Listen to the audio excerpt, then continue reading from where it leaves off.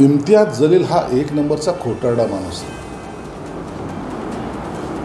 Blackmail करण्यामध्ये सर्वात माहीर असलेला हा इम्तियाज जलील आहे.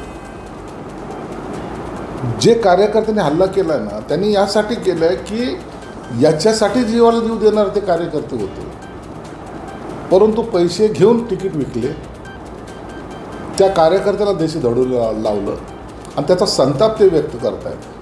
म्हणून जशी करणी वैसी भरणी हे आज इम्तियाज जलीलला पाहायला मिळालेलं आहे. जो शेर आहे रे शेर आहे म्हणायचा ना, त्या शेर आहे आता पळावं लागतं आहे. आणि जनता मेरे साथ हे असं म्हणणारा किंवा आवाज असा वाढून बोलणारा आज शेपूट घालून पळताना हे सगळं महाराष्ट्रातील जनता पाहते.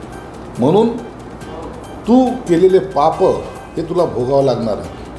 आम्हाला तुझ्या मागे पोलीस संरक्षणामध्ये काही गुंड पाठवण्याची गरज नाही आहे. ही तुझी केलेली पापाची फळं आहेत.